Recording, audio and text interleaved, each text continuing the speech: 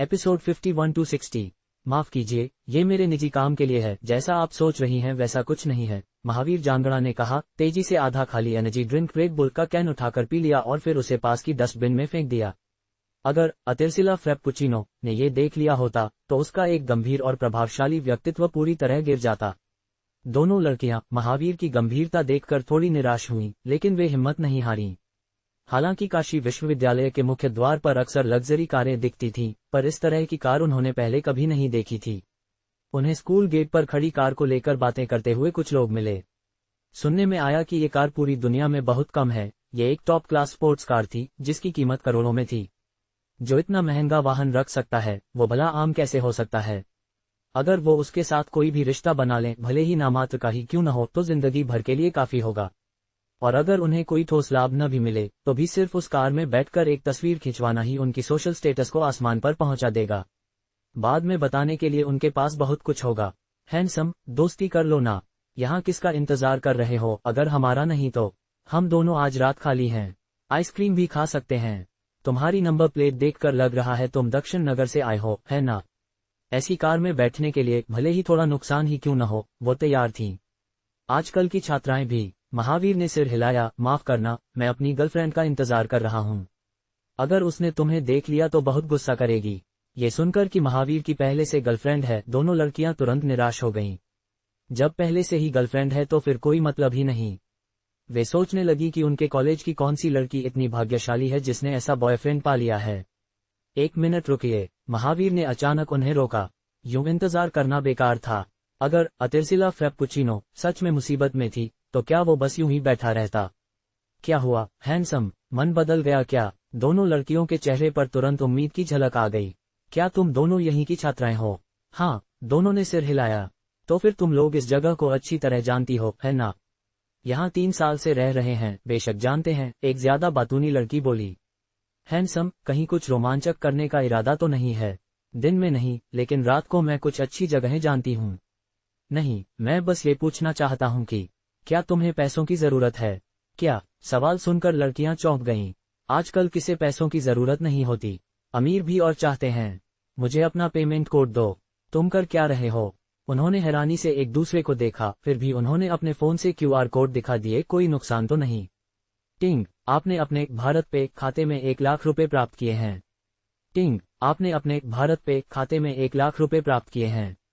दोनों लड़कियों के फोन से सुखद टोन गूंज उठी। हैंडसम, ये किस लिए? मैं चाहता हूं कि तुम मेरी मदद करो किसी को ढूंढने में। अगर कोई काम की जानकारी दी तो और 1 लाख रुपए मिलेंगे। बोलो ना, अगर हम जानते होंगे तो जरूर खोज देंगे। कॉलेज में बहुत लोगों को जानते हैं, पूछताछ भी कर सकते हैं। हाँ, बस नाम बता दो, चाहे वो कैंटीन की आंटी ही क्यों न हो, ढूंढ लेंगे। मुझे उसका नाम नहीं पता। क्या? वे दंग रह गईं। नाम के बिना किसी को ढूंढना कैसे संभव था? फोटो है क्या? उन्होंने सोचा ये कोई अमीर लड़का है जिसे पहली नजर में किसी लड़की से प्यार हो गया है, इसलिए इतना खर्च कर रहा है। एक जानकारी के 1 लाख रुपए और मिलने पर फिर 1 लाख रुपए, वाकई बड़ा निवेश लग रहा था। फोटो भी नहीं है, तो फिर हम कैसे ढूंढेंगे? दोनों हैरान थीं। कुछ क्लूज तो होंगे। 1 मिनट, देखो क्या वो इन लोगों में है? एक लड़की ने हाल में आयोजित कॉलेज ब्यूटी कॉन्टेस्ट की तस्वीरें दिखाई। संभव था कि वह लड़की इनमें से कोई हो। मैंने उसे कभी देखा ही नहीं। वो सामने भी आ जाए तो शायद मैं पहचान भी न सकूं, महावीर ने हंसते हुए कहा। तो कुछ क्लू हो? हाइट, वजन? सिर्फ इतना जानता हूं कि उसकी आवाज बहुत मधुर है और वो बहुत सुंदर गाती है। समसाउंड ऐप पर उसका यूजर नेम है अतिरसिला फ्रेप्पुचिनो। समझ गया, मगर गारंटी नहीं कि ढूंढ पाएंगे। तुम्हारी जानकारी बहुत कम है, और अगर नहीं ढूंढ पाए तो ये पैसे। चिंता मत करो, जितना हो सके कोशिश करना, पैसे फिर भी तुम्हारे हैं। डन। 1 लाख रुपए हर लड़की को मिले थे। इतनी कमाई तो उन्होंने नौकरी लगने के बाद भी न देखी होगी। अब तो किस्मत चमक उठी। उन्होंने तुरंत फोन निकाले और अपने सारे संपर्कों को एक्टिव कर दिया। उस लड़की की तलाश शुरू हो चुकी थी। भीड़ लगातार बढ़ती जा रही थी और सबकी नजरें महावीर की कार पर टिकी थीं। तभी महावीर उन सब के सामने गया। सुनिए भाइयों और बहनों, क्या आप में से कोई पैसे की तंगी में है? लोग चौंक कर उसे देखने लगे। समझ नहीं आ रहा था ये अमीर सा लड़का क्या करने वाला है। अगर आप मेरी मदद करेंगे किसी को ढूंढने में तो मैं आप में से हर किसी को 1 लाख रुपए दूंगा। अगर कोई सुराग मिला तो और 1 लाख रुपए, और अगर आपने उसे ढूंढ दिया तो 10 लाख रुपए का इनाम। क्या ये पागल हो गया है क्या? सच में कोई ऐसे भी पैसे बांटता है? कहीं कॉलेज की ब्यूटी क्वीन को ढूंढ रहा है। अगर वही ढूंढ रहा है तो इतना क्या झंझट, गूगल कर लेता। मतलब अगर हम सब मिलकर खोजें तो हर किसी को 1 लाख रुपए। बिल्कुल, महावीर ने सिर हिलाया। ओह माय गॉड, भीड़ में हलचल मच गई। करीब 100 लोग थे वहां, 1 लाख प्रति व्यक्ति यानी 1 करोड़।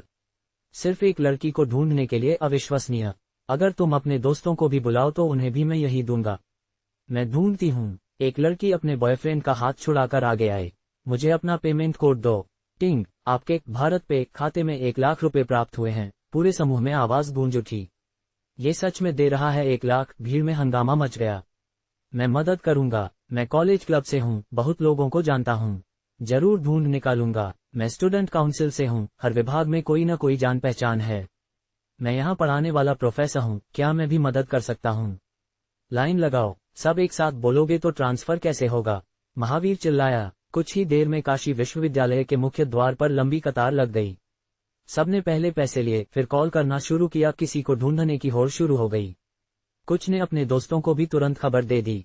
अरे ललित, जल्दी आ, कोई अमीर आदमी किसी को ढूंढ रहा है, मिलेगा या नहीं? हर व्यक्ति को 1 लाख रुपए, सुराग पर 1 लाख रुपए और ढूंढ निकालो तो 10 लाख रुपए। स्कूल गेट पर आ जा।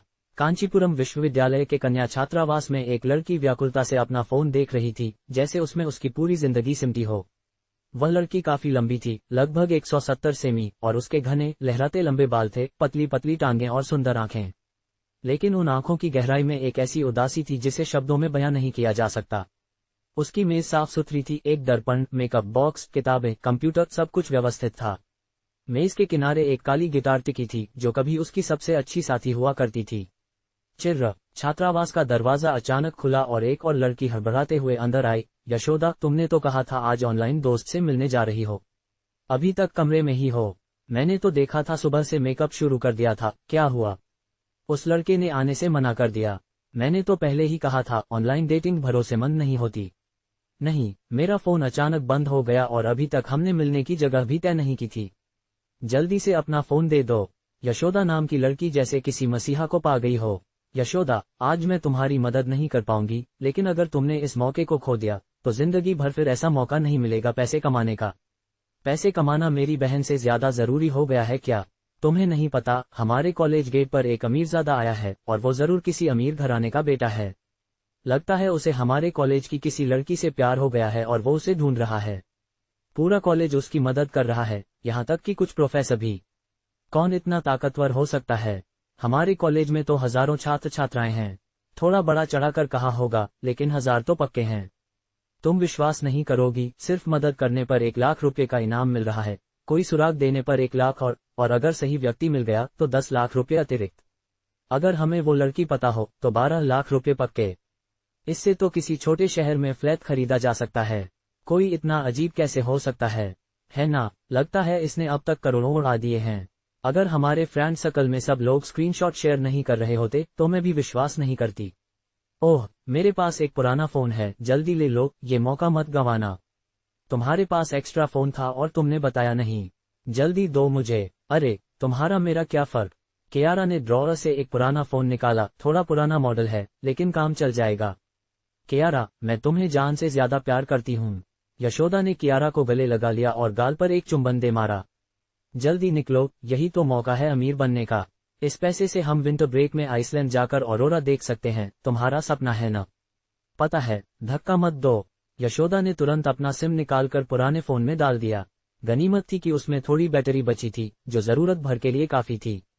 कौन है वो लड़की जिसे उस अमीरजादे ने पसंद किया है? लगता है ऐसे पैसे तो फेंक रहा है जैसे कुछ भी नहीं। अमीरों की दुनिया समझ से बाहर है। क्या हुआ, जलन हो रही है? मुझे तो जरा भी नहीं। हद है, पूरी तरह दीवानी हो गई हो। जरा संभल कर जाना और हमसे संपर्क बनाए रखना। अगर वो जहांग महावीर कोई बिगड़ा हुआ अमीर निकला तो हम आकर सबक सिखाएंगे। पागल मत बनो, वो ऐसा नहीं है। हाँ, तुम्हारे जैसी लड़कियां तो वही कहती हैं।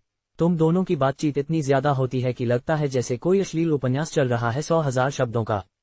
अरे कियारा, चुप रहो, तुम हमारे रिश्ते को नहीं समझ सकती। ठीक है, नहीं समझ सकती, लेकिन जल्दी चलो, नहीं तो पकाया हुआ बतख भी उड़ जाएगा। अंततः यशोदा ने अपना वेचेट लॉगिन किया और देखा कि जहांग महावीर की प्रोफाइल पर 99 जोड़ मैसेज थे। ये देख उसके चेहरे पर एक मधुर मुस्कान फैल गई। देखो तो जरा, हंसी में लार टपक रही है तुम्हारी। माफ करना, मेरा फोन टूट गया था। तुम अभी कहाँ हो? मैं अभी आ रही हूँ। उसने जंग महावीर को तुरंत मैसेज किया। हे माँ, मैं तो डर ही गया था कि कहीं तुम्हें किसी ने किडनैप तो नहीं कर लिया। माफ करना, मेरी गलती नहीं थी। मैं तुम्हारे कॉलेज गेट पर ही हूँ, सबसे ज्यादा नजर आने वाला आदमी वही हूँ। ऐसे कैसे? सबको पता है कि तुम इंजीनियरिंग के छात्र हो और ज्यादातर लैब में रहते हो, शायद अब तक गंजे भी हो गए होगे। हालांकि यशोदा उसे चिढ़ा रही थी, लेकिन उसके कदम तेज हो गए थे। वैसे, सुना है कॉलेज गेट पर आज कोई रईस किसी को ढूंढ रहा है, 1 लाख पर बंदा दे रहा है। तुमने देखा उसे? देखा, जरूर देखा। जहांग महावीर हंसा। पता नहीं कौन मूर्ख इतना पागलपन कर रहा है, किसी को ढूंढने के लिए इतना सब। तुम मुझे ही मूर्ख कह रही हो क्या? जब तक तुम मुझे एक चुंबन नहीं देती, मैं ये भूल नहीं सकता। मैं तुम्हें मूर्ख नहीं कह रही थी, मेरा मतलब था वो। रुको, तुम ही हो वो? अगर मैं नहीं, तो और कौन? जहांग महावीर बोला। मुझे तुम्हारा नाम तक नहीं पता था, न शक्ल, सिर्फ तुम्हारा निकनेम पता था, इसलिए मुझे ये सब करना पड़ा। कियारा, वो लड़का किसे ढूंढ रहा है? कोई नहीं जानता, न नाम, न फोटो, बस एक वीडियो ऐप पर निकनेम डबल शुगर स्टारबक्स। ऐसे कोई किसी को कैसे ढूंढ सकता है? क्या वो मैं ही हूँ? यशोदा आश्चर्य से बोली, पर तुम तो। मैंने पहले ही कहा था, अगर मेहनत नहीं की तो मुझे पारिवारिक दौलत संभालनी पड़ेगी। लेकिन अब मेहनत करने के बाद भी वही करना पड़ रहा है। मेरे बस में नहीं है। तुम पैसे की बर्बादी क्यों कर रहे हो? अगर इससे मैं तुम्हें पा सकूं, तो जितना भी पैसा लगे कम है। तुम पागल हो गए हो क्या? वहीं रुको, मैं अभी आ रही हूँ। यशोदा ने तुरंत फोन बंद किया, बालों को झटका और कॉलेज गेट की ओर दौड़ पड़ी। यशोदा, इतनी तेज क्यों दौड़ रही हो? मुझे भी साथ ले चलो। लंबी टांगे होने से सब कुछ नहीं हो जाता। मेरा फोन तो साथ ले जा, पहले पैसे तो दिला दे। माफ कीजिए पीछे खड़े सभी लोगों, लेकिन मुझे वो लड़की मिल गई है जिसे मैं ढूंढ रहा था। आप सबने मेरी मदद के लिए जो उत्साह दिखाया, उसके लिए दिल से धन्यवाद। जहांग महावीर ने चैन की सांस ली जब उसे डबल शक्कर वाली स्टारबक्स फ्रैप्पुचिनो से जुड़ा संदेश मिला। सब तेरी ही गलती है। मैंने तुझसे कहा था कि चलो शॉपिंग पर चलते हैं, लेकिन तुझे तो वीडियो गेम्स खेलने थे। अगर हम कुछ मिनट पहले निकल जाते तो हम वो इनाम जीत सकते थे। मैं अब कभी इतना समय मेकअप करने में नहीं लगाऊंगी। 1 लाख रुपये और मैं तो बस 4 लोगों के पीछे थी। हा, मैं आखिरी थी, मेरी तो किस्मत ही चमक गई। पता नहीं किस खुशनसीब ने उस इंसान को ढूंढ लिया। 12 लाख रुपये, आदमी 10 साल नौकरी करे तो भी शायद ही इतना जोड़ पाए। हैंडसम, क्या आप अभी किसी और को ढूंढ रहे हैं? ... ये खबर सुनकर स्कूल गेट पर जमा भीड़ में भावनाओं का सैलाब उमड़ पड़ा। कुछ लोग इनाम जीतने से बस एक कदम दूर थे, तो कुछ ने तो जरूरी काम टालकर यहाँ आने का निर्णय लिया था और अब सब व्यर्थ गया। लेकिन जंग महावीर को अब वो मिल गई थी जिसे वह ढूंढ रहा था, इसलिए बाकियों को भी अब बेशर्मी से पैसे मांगने का कोई हक नहीं था। वो धीरे धीरे अफसोस के साथ लौटने लगे। अगली बार फिर सही दोस्तों, आप सब यहाँ मदद करने आए, जाहिर है आपने अपने जरूरी काम टाले होंगे। खाली हाथ भेजना ठीक नहीं होगा, इसलिए मेरी ओर से एक छोटी सी कृतज्ञता स्वीकार करें। क्योंकि भीड़ बहुत ज्यादा थी, जहांग महावीर ने सीधे कुछ छात्रों को कहा कि वे मौके पर ही पैसों का ट्रांसफर करें। स्वाभाविक रूप से इन छात्रों को भी मेहनताने के तौर पर 1 लाख रुपये मिले। कृपया हर एक को 10,000 रुपये ट्रांसफर कर दो, लेकिन उन लोगों को नहीं जो बाद में आए। समझ गया। छात्रों ने सिर हिलाया, मन में सोचते हुए कि जहांग महावीर तो सचमुच पैसों वाला पागल है। इन लोगों ने कुछ किया भी नहीं और फिर भी पैसे मिल रहे हैं। क्या ये वाकई किसी को ढूंढ रहा था या फिर कोई चैरिटी चला रहा था? पैसे मिलने की खबर सुनकर मायूस चेहरों पर भी खुशी की चमक आ गई। भले ही 1 लाख नहीं मिले, लेकिन बिना कुछ किए 10,000 मिलना भी किसी तोहफे से कम नहीं था। जल्द ही सब पैसे पाकर संतुष्ट हो गए, लेकिन अभी वहां से हटे नहीं। जहांग महावीर अभी भी कॉलेज गेट पर खड़ा था, जिससे साफ था कि वो अब भी उस शख्स के इंतजार में है। अनुमानतः जंग महावीर ने 1000 से ज्यादा लोगों की मदद ली थी, हर एक को 10,000 रुपये, यानी कुल मिलाकर 1 करोड़ रुपये से ज्यादा खर्च हुए। आखिर वो कौन थी जिसे ढूंढने के लिए इतना खर्च किया जा रहा था? इसी दौरान कई लोगों ने जहांग महावीर से बातचीत करने की कोशिश की, जिनमें से कई कॉलेज की टॉप ब्यूटी रैंकिंग में शामिल थीं, लेकिन उसने किसी को खास तवज्जो नहीं दी।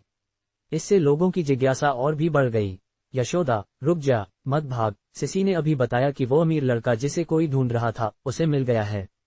अब भी हम जाएंगे तो हमें कोई पैसा नहीं मिलेगा।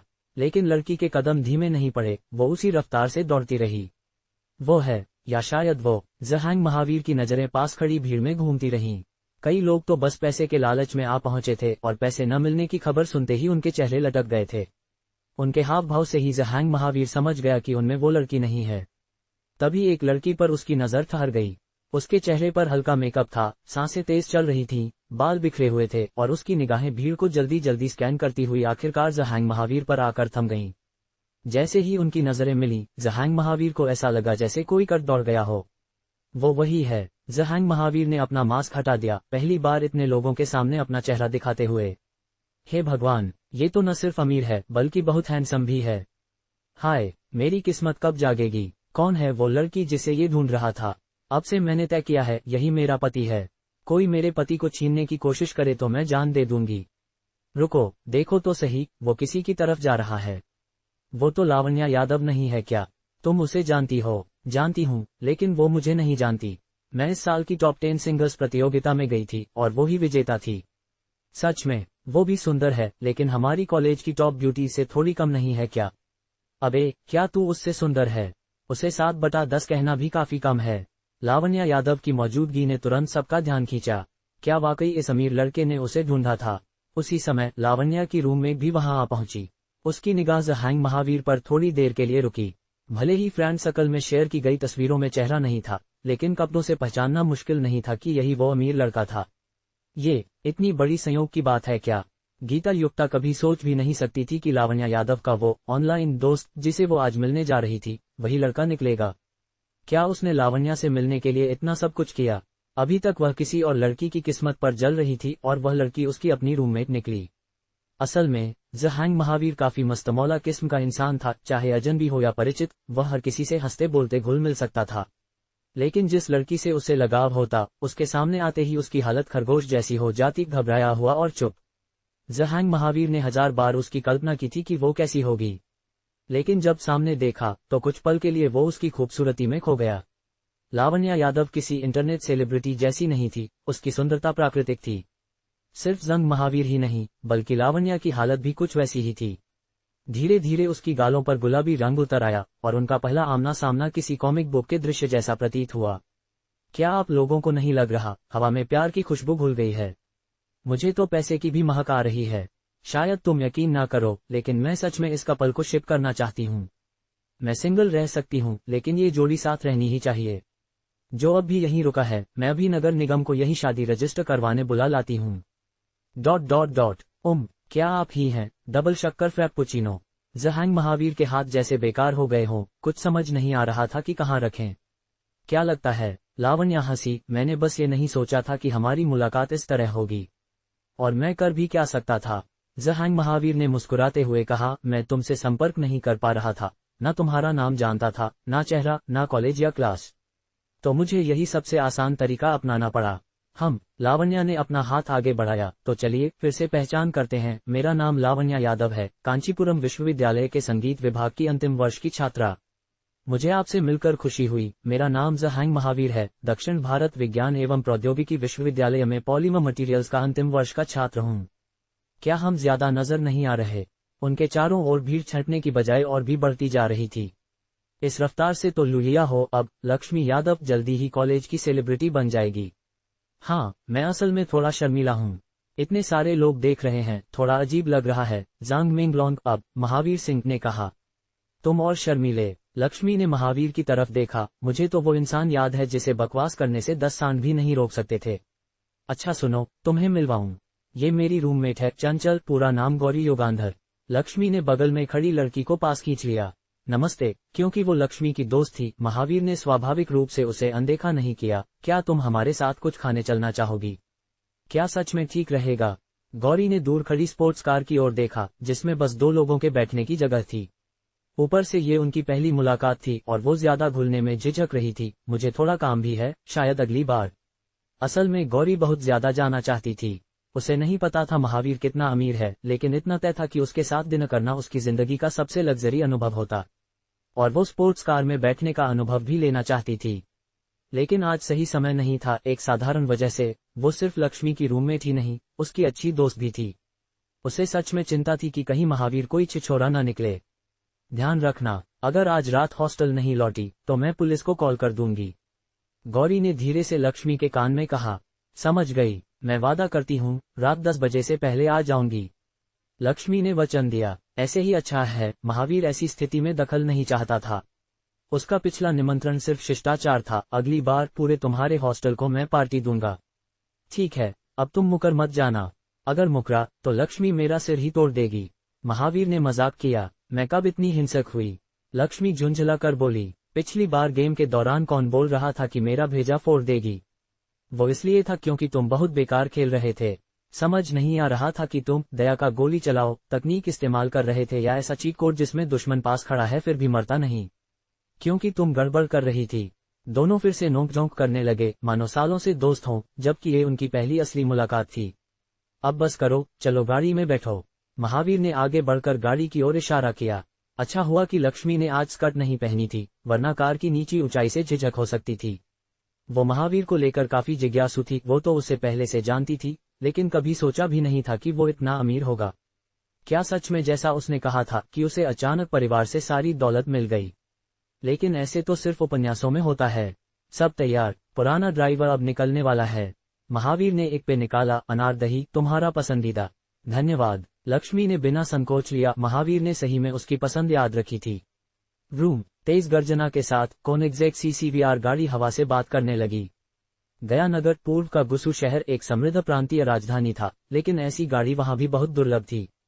पूरे भारत में ऐसे कोनिग्सेक गाड़ियों के मालिक बहुत कम थे और ये वाला तो लिमिटेड एडिशन था जिसे खरीदने के लिए खास पात्रता चाहिए होती थी। उफ, अगर एक बार भी इस गाड़ी में बैठ जाऊं तो जीवन सफल समझूं। सपना मत देखो यार, देखो पहले से एक परी बैठी है आगे। हद हो गई, उसके मुंह से लार टपक रही है। आजकल के अमीर बच्चे सच में जीना जानते हैं। हे भगवान, ये लाल क्यों है? मुझे तो खून बहने का पता था, पर ये तो... ... महावीर, ये सब तुमने जानबूझकर किया है। सिग्नल पर रुकते हुए लक्ष्मी को आसपास की गाड़ियों से आती बातें सुनाई दे रही थीं।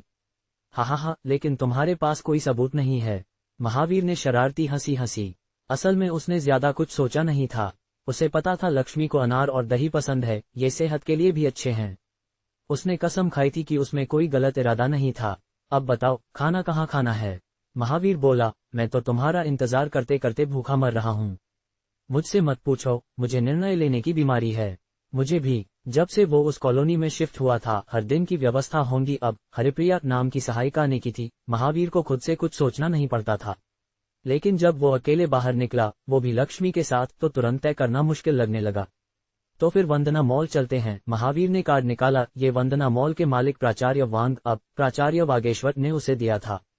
इस कार्ड से वंदना मॉल में जो चाहे वो मुफ्त में खा सकता था। ये उस लैम्बो गिफ्ट के बदले में दिया गया तोहफा था। या फिर कुछ हल्का खा लेते हैं, मॉल की चीजें बहुत महंगी होती हैं। चिंता मत करो, जब तक ये प्राचार्य वागेश्वर की जमीन है, मैं मुफ्तखोरी कर सकता हूँ।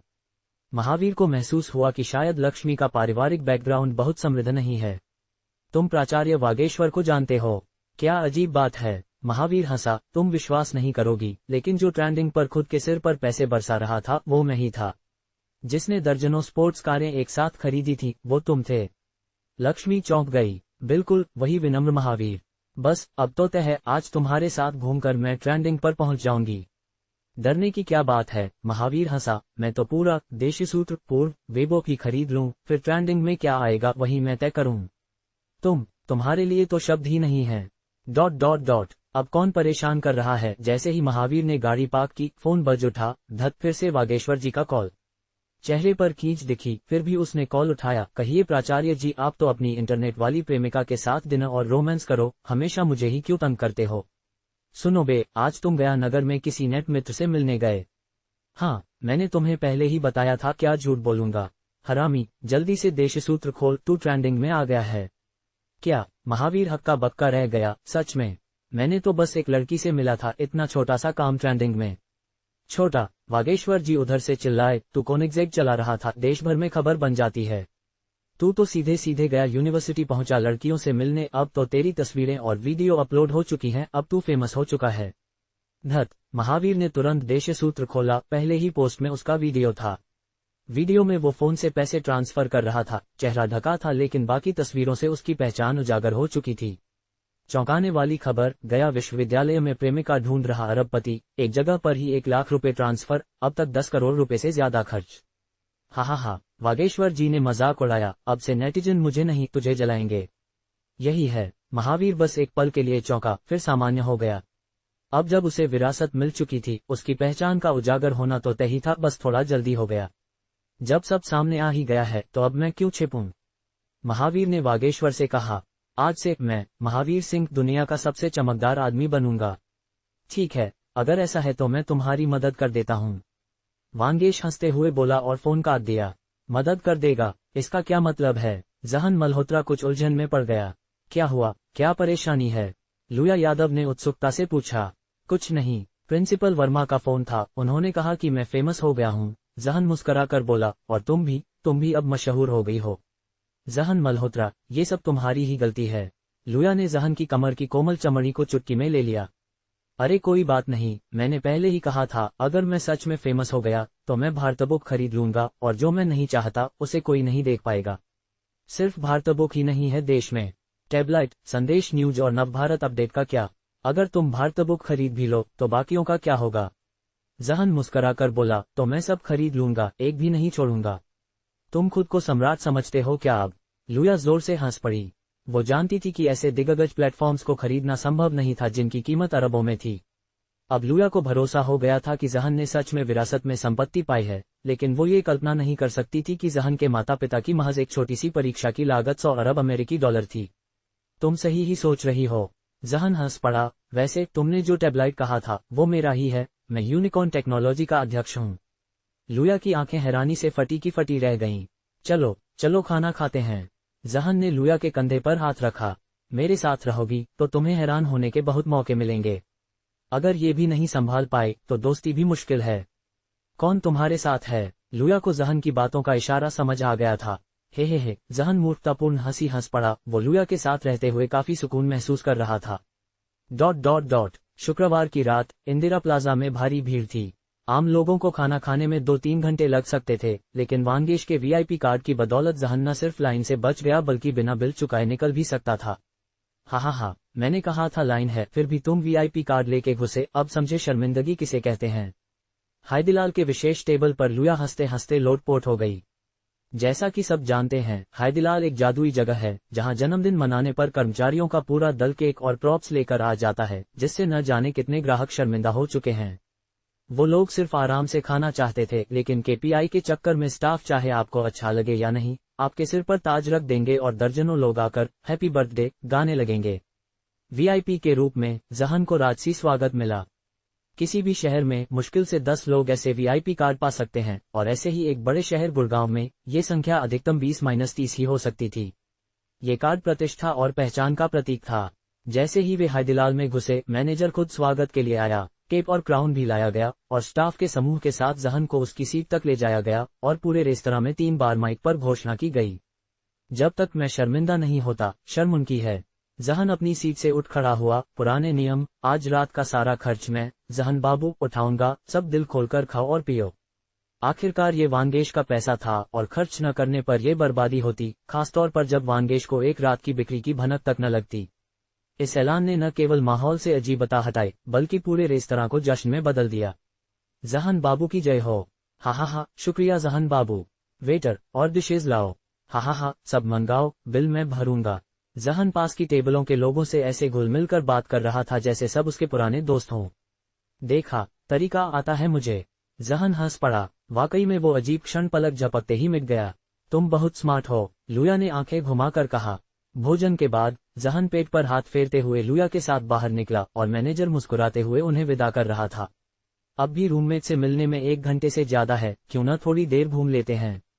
जहन ने घड़ी देखी, अभी 8 बजकर कुछ मिनट ही हुए थे। बिल्कुल, मैंने तो कब से शॉपिंग नहीं की। दरअसल खरीदारी महिलाओं के स्वभाव में ही होती है, और लुया भी इसका अपवाद नहीं थी। ... आधा घंटा बीतते ही जहन को अपने सुझाव पर पछतावा होने लगा।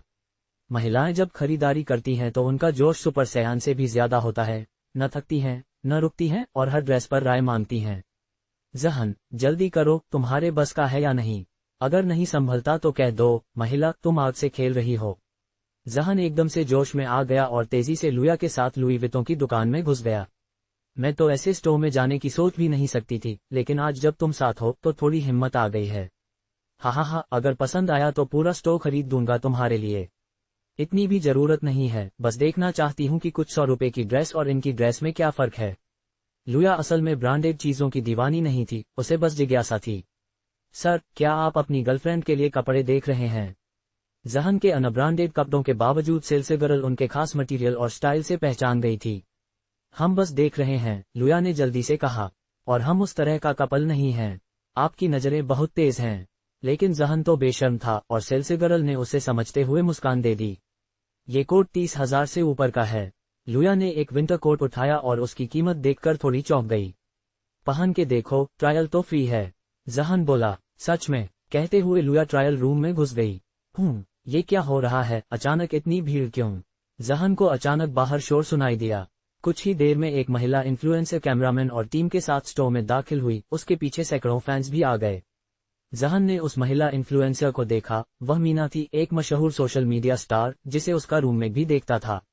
मीना पहले डांस करके फेमस हुई थी, लेकिन असल में उसकी वीडियो में कोई खास बात नहीं होती थी। पिछले 2 वर्षों में लाइव स्ट्रीमिंग इंडस्ट्री तेजी से बढ़ी थी और मीना अब एक टॉप सेल्स इन्फ्लुएंसर बन चुकी थी, जिसके 50 मिलियन से ज्यादा फॉलोअर्स थे। मैनेजर, ये स्टाफ एकदम घबरा गया। कोई बात नहीं, आने दो। मैनेजर के चेहरे पर खुशी थी। ऐसे इन्फ्लुएंसर का आना मुफ्त प्रचार के बराबर था। उसे लगा कि स्टोर की बिक्री कई गुना बढ़ सकती है। मीना ने कहा कि ये स्ट्रीम अचानक किया गया है, लेकिन असल में उसकी एजेंसी ने सब पहले से सेट किया था। लेकिन दर्शक और ग्राहक इस सच्चाई से अनजान थे और मीना की एंट्री के साथ ही ऑनलाइन व्यूअरशिप 5 मिलियन पार कर गई। दोस्तों, सुना है एलवी के नए विंटर कलेक्शन आ गए हैं। आज मैं आपको दिखाऊंगी कि असल स्टोर में क्या नया है। अगर पसंद आए तो लाइक मारना मत भूलना। ये स्ट्रीमर सब एक जैसी स्क्रिप्ट पढ़ते हैं। जहन मुस्कुराते हुए सिर हिलाया। मैनेजर, क्या आपके पास नया ट्रेंच कोट है? मीना ने पूछा। है, लेकिन लगता है आखिरी पीस बचा है जो उस चेंजिंग रूम में एक लड़की पहन रही है। मीना ने अपनी असिस्टेंट को आंखों से इशारा किया और वो सीधा लुया के चेंजिंग रूम की ओर बढ़ी। आप क्या कर रही हैं? जहन एकदम से उठ खड़ा हुआ और चेंजिंग रूम का रास्ता रोक लिया। अरे, मीना आई हैं, लाइव स्ट्रीम चल रही है और ये ट्रेंच कोट हमारे स्ट्रीम का फीचर प्रोडक्ट है। सिर्फ यही एक बचा है, तो जरा अपनी गर्लफ्रेंड से कहिए कि निकाल दे। सच में? जहन मुस्कुराया। पहली बार सुन रहा हूं कि कोई कपड़े ट्राई कर रहा हो और उसे बाहर निकालने को कह रहे हो। क्या इन स्ट्रीमर्स की इतनी ताकत हो गई है? तुम्हें क्या हो गया है? बात समझ में नहीं आती क्या? इस कोट की कीमत 30,000 से ज्यादा है, क्या तुम इसे खरीद सकते हो? महिला सहायक अब अधीर हो चुकी थी, क्योंकि मीना की लाइव स्ट्रीमिंग का समय सीमित था और हर उत्पाद के लिए स्पष्टीकरण का समय तय था। 1 मिनट की देरी मतलब 1 मिनट का नुकसान। हालांकि इस लाइव सेशन में स्थानों का चुनाव यादृच्छिक रूप से किया गया था। मीना की एजेंसी और इस ब्रांड की एजेंसी के बीच पहले से अनुबंध तय था और यह कोट उसी चयनित उत्पादों में से था। और केवल स्लॉट फीस ही 8 लाख रुपए थी। यदि समय की देरी के कारण बिक्री प्रभावित होती है तो मीना की स्टूडियो को नुकसान की भरपाई करनी पड़ती। मैं खरीद सकता हूं या नहीं, ये आपकी चिंता का विषय नहीं है। कृपया दूरी बनाए रखें। मेरे कानों के लिए 60 डेसिबल से ऊपर की कोई भी आवाज शोर है और आप मेरी आंखों को परेशान कर रही हैं। जर्ड मालिंग ने आइडल ड्रामा की एक प्रसिद्ध लाइन की नकल करते हुए कहा। क्या हुआ? अब तक तैयार क्यों नहीं हुआ? मैं आज उस नए मॉडल को देखने आई हूं, जल्दी करो। तुम लोग अपना काम ठीक से कर भी रहे हो या नहीं? अगर नहीं, तो पूरी टीम बदल दो। अब नहीं देख रहा, मैं तो जा रहा हूं, समय की बर्बादी। सिर्फ 2 मिनट की देरी में ही ऑनलाइन टिप्पणियों में असंतोष झलकने लगा और मीना का चेहरा तुरंत गंभीर हो गया। सॉरी दोस्तों, थोड़ी दिक्कत आ गई है, मैं खुद जाकर देखती हूँ। क्या बात है, अब तक ठीक क्यों नहीं हुआ? पता नहीं दर्शक इंतजार कर रहे हैं। मीना के चेहरे की मुस्कान, जो अभी तक बड़ी सौम्य लग रही थी, पल में गायब हो गई। सारी शालीनता, सारी मुस्कान सिर्फ कैमरे के लिए थी। दीदी ना, ये लोग कपड़े नहीं छोड़ रहे हैं, सहायक ने कहा। हैंडसम, सॉरी, पर ये लाइव सेशन मेरे लिए बहुत अहम है। मीना ने कहा, ऐसा करो मानो मैंने ये कपड़ा आपसे खरीद लिया। 30,000 में कैसा रहेगा? बिल्कुल नहीं, जर्ड मालिंग ने सिर हिलाया। मेरी दोस्त को ये पसंद आ गया है।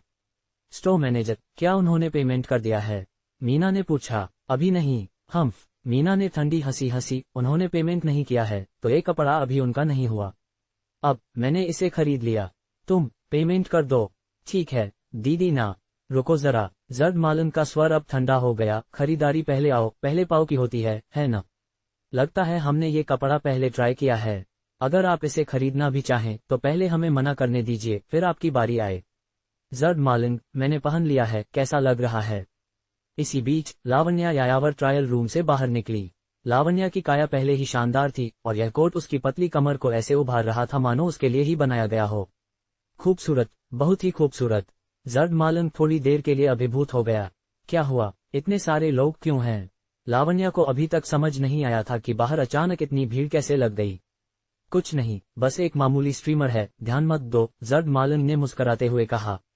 मामूली स्ट्रीमर? मीना तो अभी कुछ नहीं बोली थी, पर उसकी सहायक अब चुप नहीं रह सकी। देहाती, किसे मामूली कह रहे हो? हमारी दीदी ना एक जानी मानी टॉप स्ट्रीमर हैं। कहीं तुम जानबूझकर अनजान बनने की एक्टिंग तो नहीं कर रहे ताकि तुम्हें वायरल कर दिया जाए? मुझे लगता है जो लोग बेताबी से फेमस होना चाह रहे हैं वो तुम लोग हो, जर्द मालन ने कहा। हम शांति से कपड़े ट्राई कर रहे थे और तुम लोग आकर कहने लगे कि कपड़े उतार दो। क्या ये दुकान तुम्हारी है? अरे ये कैसे? हम अभी भी लाइव हैं। मीना ने अचानक चिल्लाकर अपनी सहायक को रोका। इस स्थिति में गलती उनकी ही थी और अगर दर्शकों को ये पता चल जाता तो उसकी साख पर बुरा असर पड़ता। एक स्ट्रीमर की प्रतिष्ठा गिरने पर व्यूअरशिप भी गिर जाती है और बिना व्यूअरशिप के कोई स्ट्रीमर लंबे समय तक नहीं टिकता। क्या चल रहा है? मीना किसी से बहस कर रही है क्या? पता नहीं, लगता है उसी कपड़े को लेकर विवाद है। सच में? अरे किसी और को भी लग रहा है कि वो लड़का कुछ जाना पहचाना लग रहा है। हाँ, मैं भी सोच रहा हूँ मैंने इसे कहीं देखा है। अरे याद आ गया, आज के ट्रेंडिंग सर्च में ये वही लड़का है जिसने गुवाहाटी विश्वविद्यालय के सामने किसी को ढूंढने के लिए करोड़ों रुपए खर्च कर दिए थे। हाँ, मुझे याद है, ये वही कपड़े पहने हुए था। अभी अभी प्राचार्य वांग ने भी वीबो पर पोस्ट किया था और जो पैसे उड़ा रहा था वो यही लड़का था। क्या? मैंने आधे दिन से वीबो नहीं देखा और इस रहस्यमयी बड़े आदमी की पूरी जानकारी सामने आ गई। लगता है ये लड़का मीना और उसके ग्रुप से उलझ गया है। जैसे ही मुझे उसकी पहचान पता चली मैं समझ गया कि गलती उसकी नहीं हो सकती। हाँ, मैं भी ऊपर वाले की तरह ही सोचता हूँ। पति? ये मेरा पति है, भाग जा, ये तो मेरा डैडी है। पहले शांत कमेंट सेक्शन में अब बारसी आ गई थी। जर्द मालन ने 2 बार वांग लिंग पर पैसे की बारिश कर दी थी जिससे उसने वीबो पर पोस्ट किया और आज वह गुवाहाटी विश्वविद्यालय में किसी को ढूंढने के लिए भारी रकम खर्च करने पहुंच गया। पूरा इंटरनेट उस व्यक्ति को जानने के लिए उत्सुक था जिसे खुद प्राचार्य वांग भी सम्मान दे रहे थे। और आज वही व्यक्ति लाइव स्ट्रीम में दिख गया। ये खबर तेजी से फैल गई और दर्शकों की संख्या 50 लाख से बढ़कर कुछ ही मिनटों में 1 करोड़ पार कर गई। क्या चल रहा है? मैं तो बस राहगीर हूँ, क्या यही वह बड़ा आदमी है? मेरा पति कितना हैंडसम है, अफसोस वो पहले ही किसी का है। बड़े भाई, क्या आपकी जांघ पर एक चमचाट बैठ सकता है? भाई, अगली बार जब किसी को ढूंढने जाओ तो मुझे बताना, मुझे 50,000 में भी संतोष हो जाएगा। क्या विवाद हो रहा है? पता नहीं, लगता है सिर्फ एक कोट बचा था जिसे मीना बेच रही थी और बड़ी आदमी की गर्लफ्रेंड ट्राई कर रही थी, इसी से झगड़ा शुरू हुआ। क्या बात है? मतलब क्या अब स्ट्रीमर भगवान हो गए हैं? सही कहा, मैं तो पहले से ही इनसे चिढ़ा हुआ था, जैसे खुद को सेलिब्रिटी समझते हैं, जैसे कोई बाप हो। हमारी मीना बहुत सौम्य है, वह झगड़ा कैसे कर सकती है? जरूर उस लड़के ने बदतमीजी की होगी। सही है, क्या पैसे वाले हो तो कुछ भी कर सकते हो। ... जैसे ही एक और दर्शकों की लहर स्ट्रीम में आई, दोनों पक्षों के समर्थकों के बीच ऑनलाइन बहस शुरू हो गई। छोड़ो, स्पॉन्सरशिप फीस वापस कर दो। बहुत समय पहले ही बर्बाद हो चुका था और वैसे भी उन्हें इस दुकान में अन्य स्टाइल्स भी प्रमोट करने थे। अब समय ही सबसे अहम था। हाँ, 2 गरीब लोग, अब देखेंगे पेमेंट कैसे करोगे। सहायक ने हंसते हुए कहा, तुम्हें चिंता करने की जरूरत नहीं कि मैं कैसे पेमेंट करूंगा, पर माफ करना, आज तुम एक भी चीज नहीं बेच पाओगे। जर्द मालन ने माना कि कभी कभी उसका गुस्सा बहुत तेज होता है और उसकी आंखों में एक धूल का कण भी बर्दाश्त नहीं होता। स्टोर मैनेजर, मैं इस दुकान के सारे कपड़े खरीदता हूँ, जितना भी स्टॉक है, सब कुछ। क्या? स्टोर मैनेजर एक पल के लिए अवाक रह गया। हाँ, पागल हो गया है, क्या खुद को अंबानी समझता है? सहायक ने हंसी उड़ाई। मीना के चेहरे पर भी उपहास की एक झलक आई। छोड़ो उसे, हम आगे बढ़ते हैं। इतना कहकर मीना ने एक और कपड़े की ओर हाथ बढ़ाया, लेकिन जर्द मालन ने तुरंत उसका रास्ता रोक दिया। मैंने कहा, इस दुकान के सारे कपड़े मैं खरीद रहा हूँ। जर्द मालन ने सीधे अपनी हॉनर कार्ड निकाली, भारतीय स्टेट बैंक की विशेष सेवा card. Store manager, card swipe कीजिए। बाप रे, ये तो गजब है। साला, पूरी दुकान ही खरीद ली। कितना पैसा है इसके पास? हाँ, देखा, तुम लोग सोचते थे कि तुम्हारी लाइव स्ट्रीमर कूल है, हमारा बड़ा आदमी तो और भी बड़ा है, पूरी दुकान खरीद ली। अब दिखाओ क्या बेचोगी लाइव में। मतलब पैसे वाला होना ही सब कुछ है क्या? हाँ, पैसे वाले कुछ भी कर सकते हैं। अगर तुम्हारी मीना में दम है तो वो भी खरीद ले सब कुछ। पैसा नहीं है तो चुप रहो, इस बार मैं इस बड़े आदमी के साथ हूँ। क्या बात है, पहले आओ पहले पाओ का मतलब नहीं पता क्या? लाइव स्ट्रीमर समझती है कि सबके ऊपर है। कार्ड स्वाइप करने वाला स्टाइल बहुत कूल है। ब्लैक कार्ड तो सुना था, ये पर्पल कार्ड क्या होता है? कोई हमें भी समझाए, बड़ा आदमी। सुना है कि ब्लैक कार्ड से ऊपर एक और कार्ड होता है जिसे ऑनर्ड कार्ड कहते हैं और वो पर्पल होता है। शायद वही है। नेटिजन्स की बात ही अलग है। खुद के पास पैसा नहीं, लेकिन सब कार्ड्स के बारे में पता है। ... सर, क्या आप सच में सब कुछ खरीदना चाहते हैं? हमारी दुकान के शोकेस और स्टॉक का कुल मूल्य लगभग 10 करोड़ हो सकता है। मैं मजाक कर रहा हूँ, क्या देख रहा हूँ? जहांग मेघलांग ने कहा, कार्ड स्वाइप करो या फिर तुम्हारे मालिक से बात करूं। जहांग मेघलांग ने अपना ऑनर्ड कार्ड निकाला और स्टोर मैनेजर के सामने लहराया। ब्लैक कार्ड देखते ही स्टोर मैनेजर की सांस थम गई।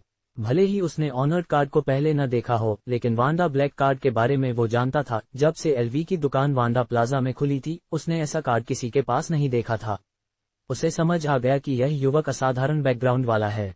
जी सर, स्टोर मैनेजर ने तुरंत अपने स्टाफ से कहा, स्टॉक चेक करो और कीमत निकालो। स्टोर मैनेजर के लिए ये जीवन भर में एक बार का मौका था। अगर पूरा स्टोर बिक गया तो उसका कमीशन पक्का था। इस साल रिटेल बिजनेस अच्छा नहीं चल रहा था। आमतौर पर उनकी मासिक बिक्री 3 से 5 करोड़ के बीच होती थी, लेकिन इस साल तो सबसे अच्छे महीने में भी 2 करोड़ का टर्नओवर नहीं हुआ था। जहांग मेघलांग की इस एक डील से शायद पूरे साल की बिक्री पूरी हो जाती। अब उसे बस अफसोस था कि स्टॉक में और होता। मैनेजर, सब गिन लिया गया है। अभी दुकान में जो कुछ भी है उसकी कुल कीमत 8,53,70,000 है। मिस्टर, आपने सुन लिया, क्या आप फिर भी स्वाइप करो? सर, इतनी बड़ी राशि है, डर है कि आपका कार्ड शायद। मेरे कार्ड की कोई लिमिट नहीं है। जहांग मेघलांग ने सहजता से कहा। कोई लिमिट नहीं? स्टोर मैनेजर चौंक गया। सिर्फ बैंक के ब्लैक कार्ड्स की कोई लिमिट नहीं होती। आमतौर पर ऐसे कार्ड बैंक खुद चुनकर लोगों को देते हैं। आखिर ये युवक है कौन? और उसका कार्ड तो ब्लैक कार्ड भी नहीं है, फिर भी बिना लिमिट वाला। ये तो उसकी समझ से बाहर था। जल्दी पीओएस मशीन लाओ। ये रही। एक क्लर्क तुरंत मशीन लेकर आ गया। मुझे छोटे मोटे पैसों से नफरत है, जहांग मेघलांग ने कहा। चिंता मत कीजिए सर, मैं निर्णय ले सकता हूँ। स्टोर मैनेजर बोला, 8,50,00,000 पर स्वाइप कर दो। नहीं, मेरा मतलब है पूरा 9 करोड़ का बना दो। क्या? स्टोर मैनेजर स्तब्ध, क्लर्क हक्का बक्का और लाइव देख रहे दर्शक तो एकदम दंग। 66,666।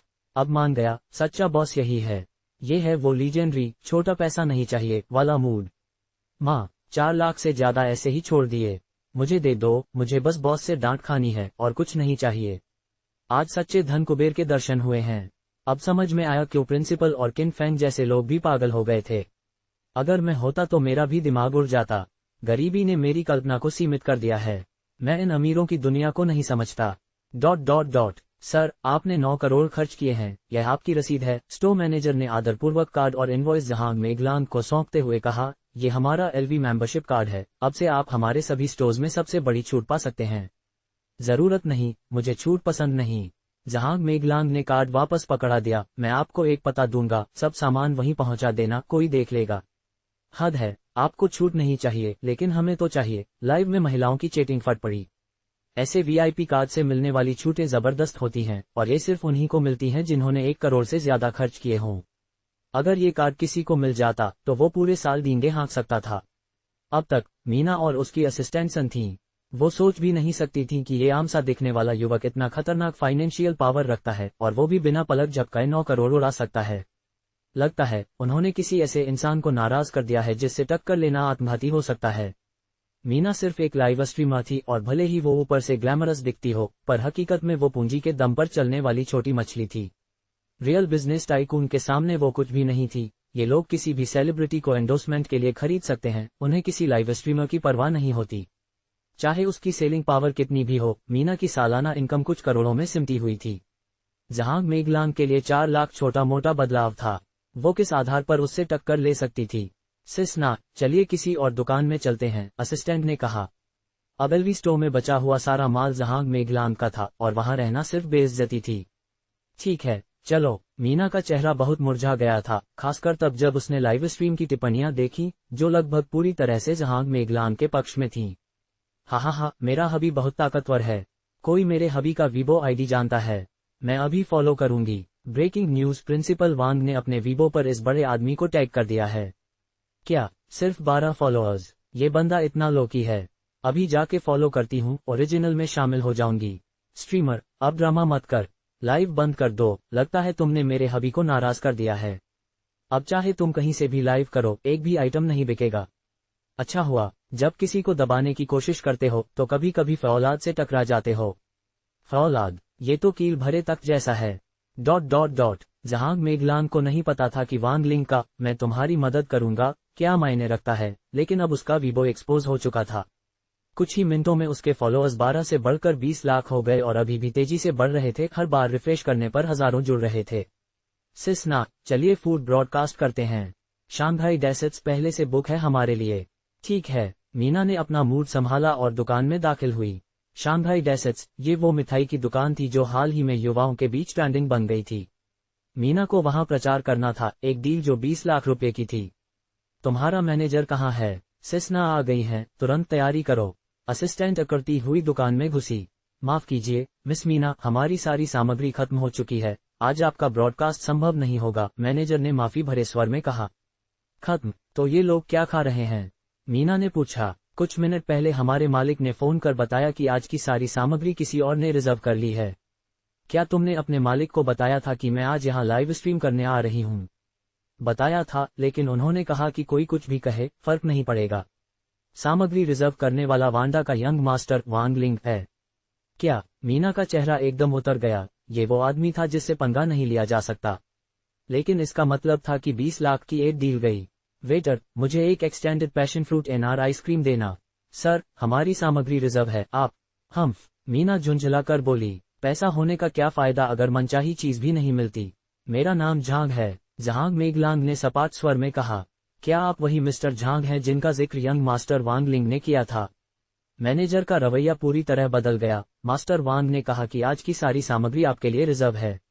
आपके कोई आदेश? ओह, ज्यादा कुछ नहीं, हमारे लिए 2 आइसक्रीम बना दो, बाकी की सारी सामग्री से प्लाजा में मौजूद लोगों को फ्री में बांट दो सिवाय इनके। जहांग मेघलांग ने मीना और उसके ग्रुप की ओर इशारा किया। जी सर, तुरंत व्यवस्था करता हूँ। ये सब हो क्या रहा है? मीना और उसकी असिस्टेंट एक दूसरे की ओर देखने लगी, पूरी तरह से चकराई हुई। सर, आपका मतलब क्या है? मीना ने पूरी तरह गुस्से में होते हुए भी अपने जज्बातों को काबू में रखा। अरे कुछ नहीं, आज मूड अच्छा है, सोचा सभी को मिठाई खिला दूं। जंगलू मेहर सिंह, पूर्व में झांग मंगलों, बहुत जिद्दी किस्म का आदमी था।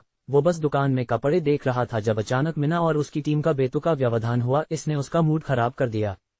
ठीक है, तुम्हें फेमस होना है ना, तो अब कर दो तुम्हें फेमस। आज के दिन तुम्हारा कोई भी लाइव स्ट्रीम काम नहीं करेगा। मीना एक प्रमुख ब्रॉडकास्टर थी और उसका हर लाइव स्ट्रीम स्क्रिप्ट के साथ तय होता था। जंगलू ने बस एक नज़र डाली और उसे उसके पूरे दिन का कार्यक्रम और प्रोडक्ट्स पता चल गए। वो चाहता तो मीना उस दिन एक भी विज्ञापन पूरा नहीं कर पाती। जंगलू मेहर सिंह, मुझे यकीन नहीं हो रहा कि तुम इतने नीच भी हो सकते हो। लावण्या याज्ञवल्क्य के पूर्व में लुई याओ को अब सारी बात समझ में आने लगी थी, पर इतनी दूर जाने की क्या जरूरत थी? ऐसे लोगों पर गुस्सा करना समय और धन दोनों की बर्बादी है। तुमने इतनी चीजें खरीद ली, अब इनका क्या करोगे? कुछ चीजें जो तुम्हें पसंद आएं, रख लो, बाकी मैं सोशल मीडिया पर लकी ड्रॉ में बांट दूंगा, वो भी करोड़ों की चीजें। ओह भगवान, तो क्या हुआ, अभी से मेरी बचत करने लगी हो, जबकि अभी तो तुम मेरी गर्लफ्रेंड भी नहीं बनी, जंगलू ने हंसते हुए कहा। सपने देखो, मैं क्यों बनूं तुम्हारी गर्लफ्रेंड? पैसे आते ही आदमी बिगड़ जाते हैं। नहीं नहीं, मैं उन जैसा नहीं हूँ। दोनों आपस में हंसी मजाक करते हुए ऐसे बात कर रहे थे मानो और कोई वहां है ही नहीं। दूसरी तरफ मीना और उसकी टीम की हालत खराब थी। सिस्टर ना, एजेंसी का फोन है, मीना की एक फैन ने घबराए चेहरे के साथ फोन थमाया। मीना, तुम कहाँ हो? अध्यक्ष हर्षवर्धन, दूसरी तरफ से आवाज आ रही थी, एजेंसी के मालिक की। मीना की एजेंसी कोई मामूली नहीं थी, इसके अध्यक्ष हर्षवर्धन कुमार पूरे इंडस्ट्री में प्रभावशाली व्यक्ति थे। उनका एक आदेश इंडस्ट्री की दिशा बदल सकता था। अध्यक्ष जी, मैं गुड़गांव के वंदना सिटी में हूँ, तुमने किसी को नाराज कर दिया है। अध्यक्ष जी, मुझे अपनी बात रखने दीजिए, मुझे तुम्हारी सफाई नहीं सुननी। हर्षवर्धन की आवाज में कठोरता थी। आज रात तक अगर तुम उस व्यक्ति को संतुष्ट नहीं कर सकी तो समझ लो न सिर्फ तुम्हारा बल्कि मेरी पूरी कंपनी का अंत हो जाएगा। मीना काम उठी, ये जंगलू मेहर सिंह कौन है जो इतना प्रभावशाली है कि उसके सामने अध्यक्ष भी डर रहे हैं? बॉस, ये व्यक्ति आखिर है कौन? मुझे नहीं पता वो कौन है, लेकिन एक बात जानता हूँ, अगर तुमने आज ये मामला नहीं संभाला तो कल तक मैं यमुना नदी में मछलियों का चारा बन जाऊंगा। हर्षवर्धन की आवाज और डरावनी हो गई, और अगर मैं डूबा तो तुम्हारा हाल मुझसे 100 गुना बुरा होगा। Beep beep beep, phone cut गया। ठाक, मीना का फोन जमीन पर गिर गया और उसका चेहरा सफेद पड़ गया। जब मालिक खुद इतना डरा हुआ हो तो हालात वाकई गंभीर होंगे। जिंगलू, ये लड़की इतनी डर क्यों गई? तुमने कुछ किया क्या? लावण्या ने मीना की हालत देखकर पूछा। मीना कुछ कहना चाहती थी पर झिझक रही थी। मुझे क्या पता, शायद कुछ उल्टा सीधा खा लिया होगा और पेट खराब है। मुझे तो लगता है तुम्हारा ही पेट खराब है। हा हा हा, लड़की होकर हमेशा पेशाब पखाना की बातें मत किया करो, बॉयफ्रेंड नहीं मिलेगा। तुम्हें क्या, वैसे इतनी डरी क्यों है? जंगलू ने भी एक नजर डाली। उसने बस हेमंत राव पूर्व में होंगी को इतना कहा था कि ब्रॉडकास्टर को सबक सिखाया जाए, पर लगता है हेमंत राव ने कुछ बड़ा कर दिया है। उधर अध्यक्ष हर्षवर्धन कुमार के चेहरे पर गहरी चिंता थी। सर, आप इतने परेशान क्यों हैं? उनकी सचिव ने पूछा। मैंने कुछ सुना कि मीना ने किसी को नाराज कर दिया है, पर वो कौन है? मुझे नहीं पता मीना ने किसे नाराज किया, लेकिन कॉल खुद श्रीमान हेमंत राव का था। हेमंत राव? वही हेमंत राव। सचिव भी कांप गई। हाँ वही, हर्षवर्धन ने सिर झुकाकर जवाब दिया। भारत में कुछ परिवार ऐसे हैं जिनके पास अपार शक्ति और संसाधन होते हैं, और राव परिवार उनमें से एक है। हर्षवर्धन एक बार एक राव परिवार के सदस्य से मिले थे, तभी उन्हें समझ में आया कि उनका अस्तित्व उस परिवार के सामने कितना तुच्छ है। इस मूर्ख लड़की पर मैंने इतने संसाधन लगाए और अब ये मुसीबत ले आए। नहीं, अब इसे तुरंत कंपनी से अलग करना होगा। एक प्रेस विज्ञप्ति तैयार करो कि मीना अब सार्वजनिक छवि के योग्य नहीं है और कंपनी आज से उसे प्रतिबंधित करती है। जी सर। ... तो तुम अब भी माफी नहीं मांगोगी? जंगलू ने ठंडी आवाज में मीना से कहा। सर, मैं माफी चाहती हूँ। ये हमारी गलती थी। एक सार्वजनिक व्यक्ति होने के नाते मुझे सकारात्मक व्यवहार दिखाना चाहिए था, न कि आप और आपकी मित्र के साथ ऐसा बर्ताव करना। और ये, जंगलू ने उसकी असिस्टेंट की ओर इशारा किया। श्यामली, माफी मांगो। सिस्टर ना, मैं, क्या अब मेरी बात नहीं मान रही? माफी मांगो। सर, माफी चाहती हूँ, मेरा बर्ताव बहुत गलत था। हूंफ, जंगलू ने ठंडी सांस ली। एक दिन तुम्हारी यही असिस्टेंट तुम्हारा पूरा करियर डुबो देगी। चलो, अब चलें, नहीं तो तुम्हारी रूममेट पुलिस बुला लेगी, जंगलू ने लावण्या से कहा। हाँ, लावण्या ने सिर हिलाया और दोनों साथ चलते हुए दूर चले गए। सिस्टर ना, श्यामली ने डरते हुए कहा। अब क्या हुआ? कंपनी ने एक प्रेस रिलीज जारी कर दी है कि तुम्हारा बर्ताव अनुचित था और उन्होंने तुमसे कॉन्ट्रैक्ट समाप्त कर दिया है। और क्या? बोलो। और पूरे इंडस्ट्री में तुम्हें ब्लैकलिस्ट कर दिया गया है। मीना की दुनिया अंधेरे में डूब गई। सर, आपका मतलब क्या है? मीना पूरी तरह से गुस्से से भरी हुई थी, फिर भी उसने अपने भावनाओं को काबू में रखा। अरे कुछ नहीं, आज बस मूड अच्छा है, सोचा सभी को मिठाई खिलाऊं। जगन महेंद्र एक बहुत ही जिद्दी इंसान था। वो बस दुकान में कपड़े ट्राई कर रहे थे जब अचानक उनका मूड खराब करने वाली घटना घटी। ठीक है, तो अब तुम्हें मशहूर होना है ना? मैं तुम्हें मशहूर कर दूंगा। आज तुम्हारा एक भी लाइव स्ट्रीम सफल नहीं होगा। एक प्रमुख प्रसारक होने के नाते उसका सारा लाइव स्ट्रीमिंग कंटेंट पहले से तय होता था, और जिसे वह आउटडोर लाइव स्ट्रीमिंग कहती थी, वो भी सिर्फ स्क्रिप्ट पर आधारित होता था। जगन महेंद्र ने बस एक बार चेक किया और उसे उसके पूरे दिन का शेड्यूल और प्रोडक्ट्स पता चल गए। अगर वो चाहता तो वो आज एक भी वस्तु का प्रचार नहीं कर पाती। जगन महेंद्र, मुझे विश्वास नहीं हो रहा कि तुम इतने नीच हो सकते हो। लुयाशा को धीरे धीरे समझ आने लगा कि क्या चल रहा है। लेकिन तुम्हें इतना नीचे गिरने की जरूरत नहीं है। ऐसे लोगों पर गुस्सा करना समय और धन दोनों की बर्बादी है। तुमने इतनी सारी चीजें खरीद ली, अब इन सब का क्या करोगे? कुछ चीजें जो तुम्हें पसंद हो वो रख लो, बाकी सब मैं सोशल मीडिया लॉटरी में दे दूंगा। अरे, वो तो करोड़ों की चीजें हैं। क्या बात है, अभी से मेरे पैसे बचाने लगी हो, जबकि अभी तो मेरी गर्लफ्रेंड भी नहीं बनी हो। जगन महेंद्र ने चिढ़ाते हुए कहा। सपने देखो, कौन बनेगा तुम्हारी गर्लफ्रेंड? जब मर्दों के पास पैसा आ जाता है तो एक भी ढंग का नहीं रहता। नहीं, मैं अलग हूँ। दोनों ऐसे हंसते बोलते रहे मानो आसपास कोई और हो ही नहीं, और मीना व उसके साथी जो बुरी तरह शर्मिंदा थे, उन्हें पूरी तरह नजरअंदाज कर दिया। दीदी ना, एजेंसी का कॉल आया है। अचानक मीना के एक फैन ने उसे फोन दिया। चेहरे पर डर साफ झलक रहा था।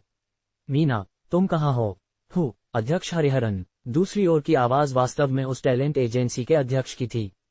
मीना ने जिस कंपनी से अनुबंध किया था वह कोई छोटी मोटी कंपनी नहीं थी, और उनके बॉस का मनोरंजन जगत में अच्छा खासा दबदबा था। वह अगर एक शब्द भी कह देता तो भले ही पूरी इंडस्ट्री हिल न जाए, लेकिन उसका असर जरूर महसूस किया जाता। अध्यक्ष हरिहरन, मैं गुसूर के वंदना सिटी में हूँ। क्या तुमने किसी को नाराज कर दिया है? अध्यक्ष जी, मेरी बात सुनिए। मुझे तुम्हारी सफाई नहीं सुननी। अध्यक्ष हरिहरन की आवाज में साफ तौर पर आदेशात्मक स्वर था। आज रात तक अगर तुमने सामने वाले व्यक्ति को संतुष्ट नहीं किया तो सिर्फ तुम ही नहीं, मेरी पूरी कंपनी भी बंद हो सकती है।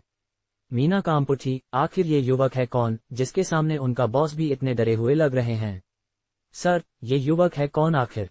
मुझे ये जानने का हक नहीं है कि वो कौन है, लेकिन इतना जानता हूँ कि अगर तुमने आज ये मामला नहीं सुलझाया तो कल सुबह तक मुझे गंगा में मछलियों को खिलाया जा सकता है। अध्यक्ष हरिहरन की आवाज और भी गंभीर हो गई, अगर मैं गया तो तुम्हारा अंजाम मुझसे 100 गुना बुरा होगा। बीप बीप बीप, फोन के दूसरी ओर से व्यस्त टोन सुनाई दी। ठक, मीना का फोन जमीन पर गिर पड़ा, चेहरा पूरी तरह से सफेद पड़ गया। उसके बॉस द्वारा ऐसे शब्द कहे जाना इस बात को दर्शाता था कि मामला अब नियंत्रण से बाहर हो चुका है। जगन महेंद्र, उसे अचानक क्या हो गया? तुमने उसे कुछ किया क्या?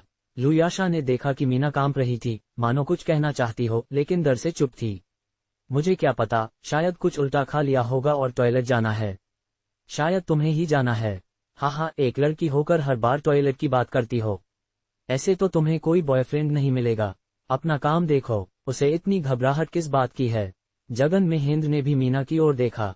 उसने तो बस हरि ओझा से कहा था कि किसी तरह से इस प्रसारक को थोड़ा सबक सिखा दे। जगन महेंद्र को अपमानित करना एक बात थी, लेकिन लुयाशा को अपमानित करना ये सहन नहीं होगा। इस पूरी घटना के बाद भी उसे एक माफी तक नहीं मिली। चूंकि इस क्षेत्र में कोई भी सुधरना नहीं चाहता था, इसलिए वह खुद ही इस दिशा में कदम बढ़ा रहा था। हालांकि हरि ओझा ने जिन संबंधों को सक्रिय किया था वो शायद जगन महेंद्र की कल्पना से भी ज्यादा शक्तिशाली थे। उसे खुद नहीं पता था कि वास्तव में क्या हुआ। इसी समय अध्यक्ष हरिहरन ने फोन नीचे रखा, चेहरे पर चिंता छाई हुई थी।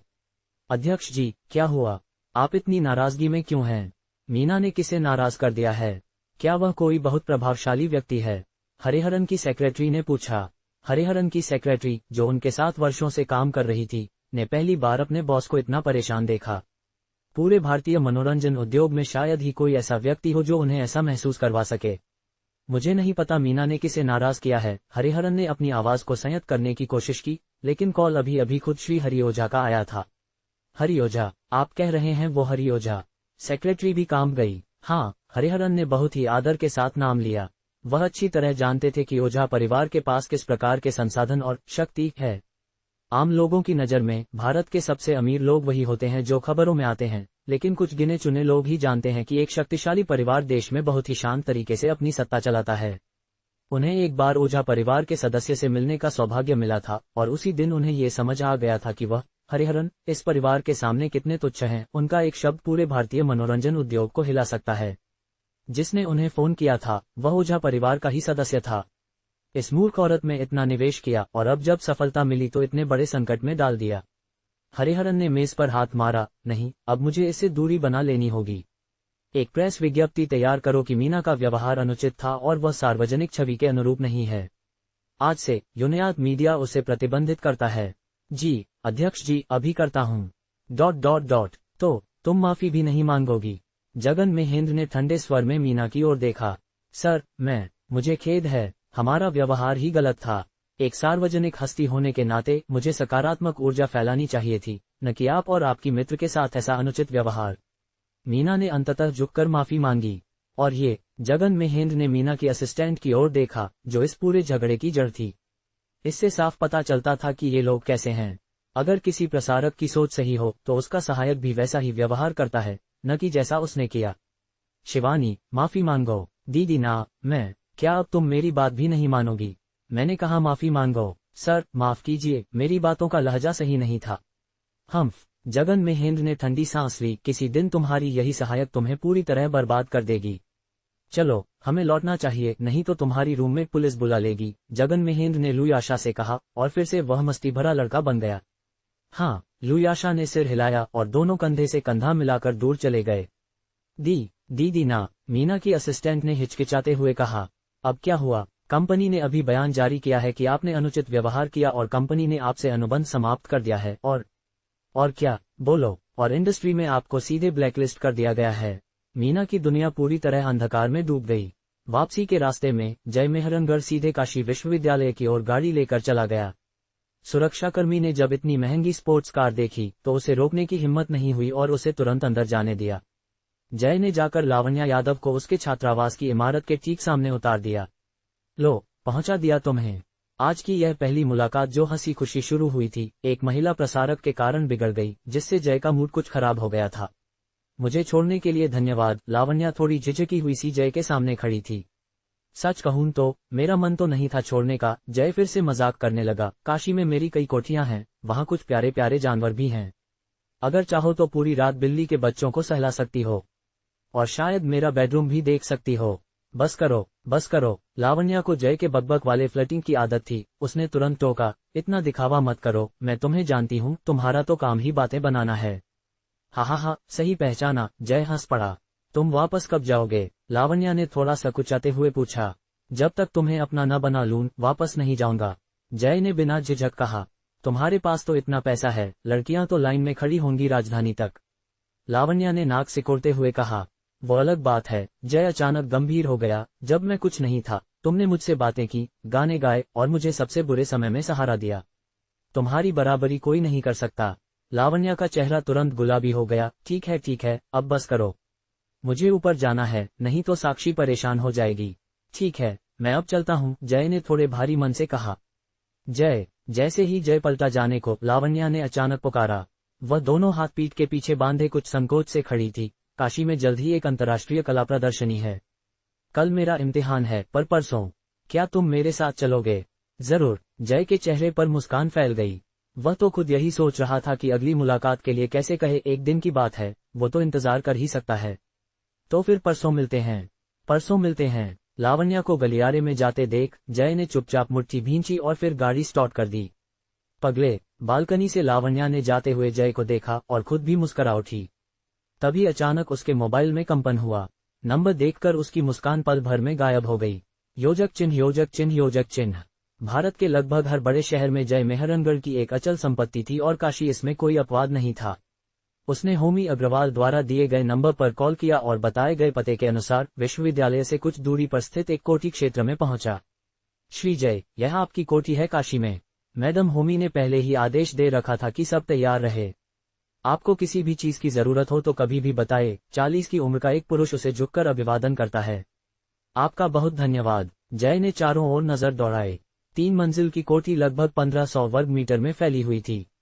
दरवाजे पर 2 प्राचीनकालीन शेर चित्रित फूलदान रखे थे, जो इसके भव्य वैभव को दर्शा रहे थे। लेकिन जय अब इन आश्चर्यजनक भव्यताओं का आदी हो चुका था, मानो पूरी दुनिया उसी की हो। अपनी आदत के मुताबिक जय बाथरूम में बैठा, मोबाइल निकाला और भारतीय सोशल ऐप जनचर्चा वेबो का भारतीय रूपांतरण खोलकर स्क्रॉल करने लगा। आज रात मीना, एक प्रमुख प्रसारक के साथ हुई उसकी झड़प शायद अब तक सुर्खियां बन चुकी थी। हे भगवान, ये क्या हो रहा है? जय ने जैसे ही जनचर्चा खोला, ढेरों मैसेज की पॉपअप से उसका मोबाइल हैंग हो गया। मोबाइल की आखिरी सांसों में जय ने देखा उसके फॉलोअर्स लाखों में पहुंच चुके थे।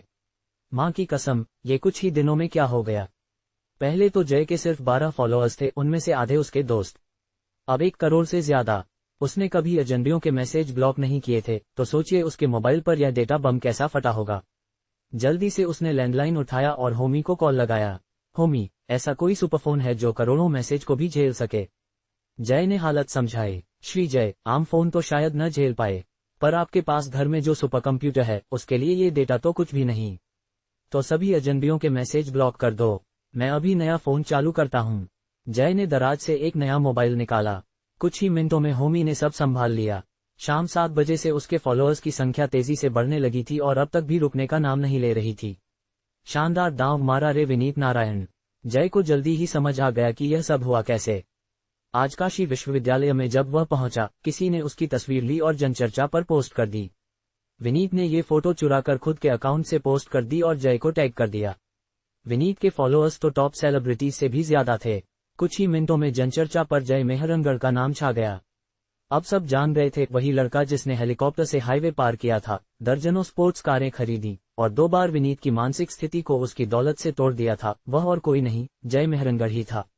अरे, लगता है मीना का करियर खत्म हो गया। जय ने ट्रेंडिंग सूची में देखा, उसका नाम सबसे ऊपर और मीना का उससे नीचे। काशी विश्वविद्यालय की घटना पहले ही चर्चा में थी और अब ये सब जय को इंटरनेट का नया सितारा बना चुका था। उसी वक्त उसका मोबाइल बजा, कॉल था विनीत का। धोखेबाज। जय ने फोन उठाते ही बोला, उसे समझ आ गया था कि विनीत की मदद का मतलब यही था। हा, कैसा लग रहा है इंटरनेट सेलिब्रिटी बनकर? दूसरी तरफ से शरारती हंसी आई। तेरा फोन और कंप्यूटर कैसे हैं? निजी संदेशों से फट तो नहीं गए? तू समझता क्या है अपने आप को? मेरे घर में सुपर कंप्यूटर है, तेरे जैसे 100 भी आ जाएं तो कुछ नहीं बिगड़ेगा। जय हंसते हुए बोला, क्या तूने सुपर कंप्यूटर घर में लगाया है? विनीत दंग रह गया। इतने संसाधन कहाँ से लाता है ये लड़का? क्यों जलन हो रही है? गेमिंग के लिए सुपरफास्ट है। क्या बकवास, सुपर कंप्यूटर गेम खेलने के लिए कोई महत्वाकांक्षा है भी कि नहीं? तू अपनी चिंता कर। जय बोला, विनीत आज तो तेरा खेल खत्म। हा, बातें तो सब करते हैं, दम है तो कर कुछ। मैंने अपने मैसेज बंद कर दिए हैं, तो मैं लोगों से तुझे टैग करके स्पैम करवाऊंगा। हे भगवान, बड़े साहब ने ट्वीट कर दिया। ब्रांडिंग आयरन लियूमिंग, बड़े साहब तो कमाल के हैं। सच में 5000 प्रतियां, ये तो 100 करोड़ से ज्यादा की होगी, है ना? ऊपर वाले भाई लोग, क्या तुम नए प्रशंसक हो जो अभी 10 मिनट पहले फॉलो किया है? हम पुराने प्रशंसक जो घंटों से फॉलो कर रहे हैं जानते हैं कि बड़े साहब कभी मजाक नहीं करते। बिल्कुल सही, क्या तुमने नहीं देखा कि मीना को तो किनारे कर दिया गया? बड़े साहब ने 100 करोड़ की चीज खरीद ली बिना पलक झपकाए। तुम सोचते हो वह मजाक कर रहे हैं? कोई शक नहीं, आज ही उन्होंने गंगा विश्वविद्यालय के मुख्य द्वार पर लोगों की तलाश में 1 अरब से ज्यादा खर्च कर दिया है। उन्होंने तुम्हारे खाने से ज्यादा खर्च किया है। हा, बड़े साहब, प्रधानाचार्य वांग से क्या पुरानी दुश्मनी है? अब कुछ मत कहो, मैं अपमानों की शुरुआत कर रहा हूं सम्मान के प्रतीक के रूप में। वैसे भी मेरी गर्लफ्रेंड का जन्मदिन आ रहा है, मुझे एलवी बैग जितवा दो। बिग जी, मुझे बिग जी चाहिए। कुछ ही मिनटों में जहांग मेघलान के एक ट्वीट के नीचे हजारों टिप्पणियां आ गईं। ये रहस्यमयी उद्योगपति अंततः प्रकट हुआ था और उसका आगमन किसी बम के फटने से कम नहीं था। पैसे का आकर्षण अनंत होता है। कुछ ही पलों में लोग झाझर नगर से उमड़ पड़े। एट वांग लिंग, आज रात तुम्हारे पिताजी आंगन में एक लुकाट पेड़ लगाने जा रहे हैं। एट वांग लिंग, यहीं खड़े रहो और हिलना मत, मैं तुम्हारे लिए संतरे लेने जा रहा हूं। एट वांग लिंग, तुम्हारे पिताजी आज रात थाली पीटते हुए नाचेंगे। एट वांग लिंग, उजली चांदनी रात, छोटी देवदार पहाड़ी, तुम्हारी बहन खिड़की के पास बैठी है। एट वांग लिंग, तुम्हारे डिजिटल मॉन्स्टर पिकाचू को भाड़ में भेजो, तुम्हारे झांकसन पागल भिक्षु ताइजी तलवार को भी, और तुम्हारे 9 घूम बड़ी आंतों वाले मोटे सांप दानव को भी। एट वांग लिंग, तुम्हें चाहिए कि अपनी प्रेमिका के प्रेमी को जमकर पीटो, यह विश्वासघात के खिलाफ आत्मरक्षा से कहीं ज्यादा उचित होगा। एट वांग लिंग, तुम्हें ट्रक से कुचले जाने की शुभकामना देता हूं और फिर किसी वैकल्पिक दुनिया में हाम शुरू कर दो। एट वांग लिंग, जब तुम जेल जाओ तुम्हें जमानत मिले। एट वांग लिंग, जब तुम कब्र खरीदो एक के साथ एक मुफ्त मिले। गालियां देना बंद करो दोस्तों, अगर तुमने ऐसा ही जारी रखा तो प्रधानाचार्य मानसिक रूप से टूट जाएंगे। हा, मैं हंसी से लोटपोट हो गया हूं। इंटरनेट यूजर्स तो वाकई प्रतिभाशाली हैं। ये किस तरह की अधोलोक की शुभकामनाएं हैं। हा, लूशून तो 100 घास उद्यान से लेकर त्रिरस अध्ययनशाला तक हंसते हुए दौड़ते। तुम्हारा खाता अब बर्बाद है। मुझे अफसोस हो रहा है कि मैंने पढ़ाई में मन नहीं लगाया। अब मुझे ये अपमान पढ़ते हुए गूगल पर खोजना पड़ रहा है। ... जहांग मेघलांग, मैं तुम्हें अपने साथ लेकर डूबने वाला हूं। जैसे ही वांग लिंग ने सोशल मीडिया खोला, उस पर काव्यात्मक पंक्तियों की बौछार हो गई, ऊपर से शिष्ट, लेकिन ध्यान से देखने पर धारदार चाकू जैसी, और एक भी गाली नहीं। दोस्तों, मेरे 40 मिलियन से ज्यादा अनुयायी हैं, क्या मैं इस बदमाश से हार जाऊंगा? वांग लिंग पलटवार के लिए तैयार था, लेकिन तभी उसे कुछ ध्यान आया। पहले जब वह किसी से भिड़ता तो वह सिर्फ पैसे फेंक कर जवाब देता और लोग उसकी दौलत देखकर चुप हो जाते। लेकिन इस बार उसका विरोधी जहांग मेघलांग था, वह दैत्य। मुंह खोलते ही अरबों की चीजें दान कर देता था। वह गुस्से में आकर भी 1 अरब उड़ा सकता था, लेकिन 1 अरब रुपये जहांग मेघलांग के लिए और 1 अरब वांग लिंग के लिए समान बात नहीं थी। वह बच्चा पैसे को पैसे नहीं मानता।